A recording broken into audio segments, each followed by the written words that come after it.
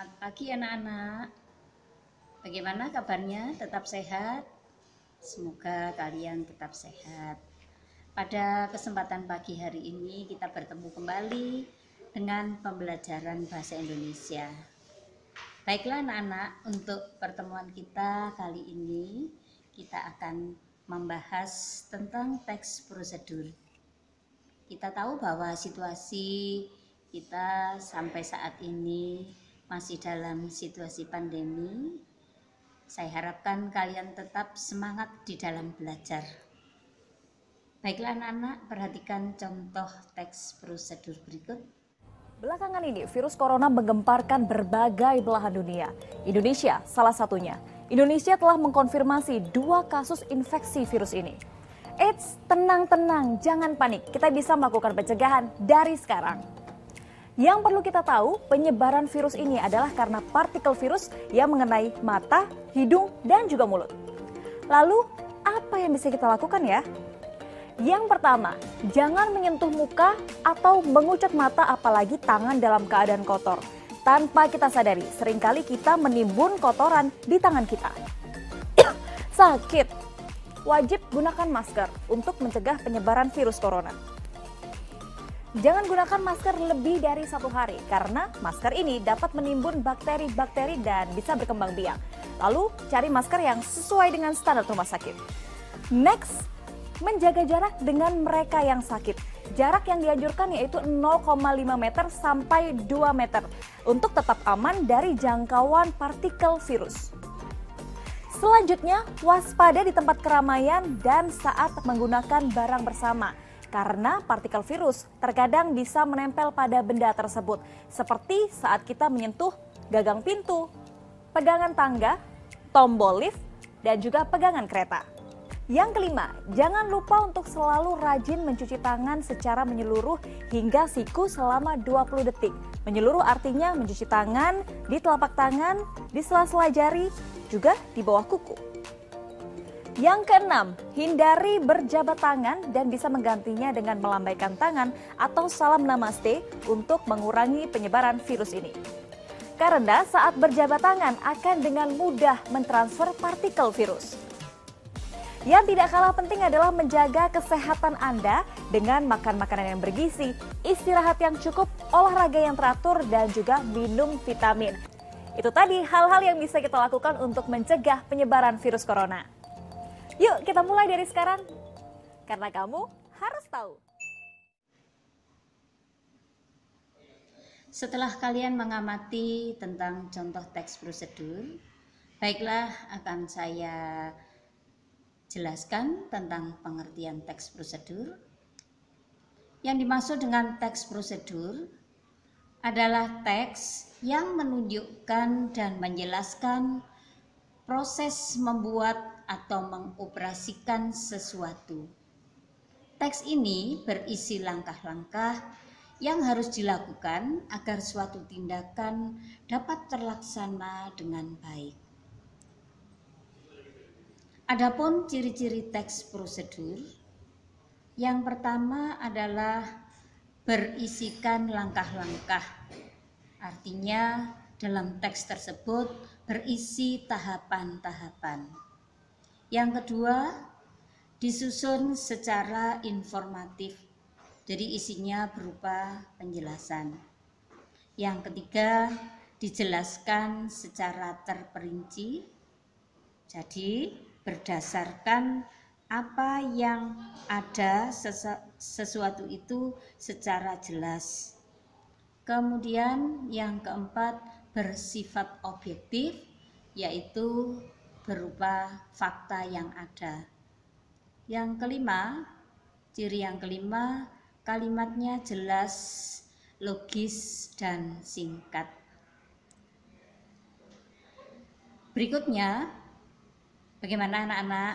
Sudah paham ya tentang ciri-ciri dari teks prosedur? Untuk berikutnya akan saya lanjutkan dengan struktur teks prosedur. Struktur teks prosedur yang pertama berisi tujuan. Tujuan berupa langkah-langkah, dan penegasan ulang. Saya ulangi lagi. Struktur teks prosedur yang pertama berisi tujuan yang merupakan pengantar tentang topik yang akan dijelaskan di dalam teks. Kemudian struktur yang kedua berupa langkah-langkah, yaitu perincian petunjuk yang disarankan kepada pembaca terkait dengan topik yang ditentukan. Dan yang ketiga berupa penegasan ulang yang berupa harapan ataupun manfaat apabila petunjuk-petunjuk itu dijalankan dengan baik. Bagaimana anak-anak, sudah paham tentang struktur teks prosedur? Untuk berikutnya, dalam teks prosedur ada beberapa unsur kebahasaan. Unsur kebahasaan di dalam teks prosedur, diantaranya yang pertama adalah penanda wacana. Penanda wacana ini adalah perkataan atau rangkaian perkataan yang berfungsi merangkai pernyataan untuk melanjutkan suatu pernyataan. Kegagalan dalam penggunaan penanda wacana yang tepat akan menyebabkan seluruh wacana tidak mempunyai kesatuan yang lengkap. Penanda wacana di dalam kalimat biasanya ditandai oleh kata-kata yaitu pertama, kedua, lalu, setelah itu, kemudian, selanjutnya, dan akhirnya. Kemudian yang kedua, unsur kebahasaan atau kaidah kebahasaan yang kedua yaitu kata ganti.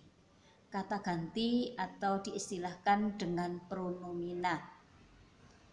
Kata ganti atau pronomina adalah kata yang digunakan untuk menggantikan benda dan menamai seseorang atau sesuatu secara tidak langsung. Misalnya, ia, mereka, kita, dan kami. Ini adalah beberapa contoh saja. Yang berikutnya adalah konjungsi. Unsur kebahasaan yang berikutnya adalah konjungsi. Konjungsi yaitu kata sambung. Istilah lainnya dinamakan dengan konjungsi. Jadi maknanya sama, konjungsi dan kata sambung atau kata penghubung. Konjungsi merupakan kata yang bertugas untuk menghubungkan dua klausa atau lebih. Konjungsi yang terdapat pada teks prosedur antara lain adalah konjungsi syarat dan konjungsi temporal. Konjungsi yang menyatakan syarat misalnya jika, apabila, seandainya, dan seterusnya. Nah, konjungsi yang dinamakan dengan konjungsi temporal adalah konjungsi yang mengacu pada urutan waktu dan sekaligus menjadi sarana kohesi teks. Seperti pada kata kemudian, setelah itu, selanjutnya. Unsur kebahasaan yang berikut, yang keempat yaitu kalimat imperatif, deklaratif, dan interrogatif. Bagaimana anak-anak, masih ingatkan kata-kata atau kalimat imperatif, deklaratif, dan interrogatif? Kalimat imperatif adalah kalimat yang mengandung perintah. Kalimat imperatif biasanya berfungsi untuk meminta atau melarang seseorang melakukan sesuatu. Dalam teks prosedur mengandung banyak perintah. Contohnya, pertama, Campurkan ketiga bahan tersebut secara proporsional. Berikutnya kalimat deklaratif. Yang dimaksud dengan kalimat deklaratif adalah kalimat yang berisi pernyataan. Kalimat ini berfungsi memberi informasi atau berita tentang sesuatu. Contohnya, kata untuk botol dapat dibuat dari pasir dan abu soda. Botol siap digunakan. Ini adalah beberapa contoh kalimat deklaratif. Dan yang ketiga adalah unsur kebahasaan yang ketiga adalah kalimat interrogatif.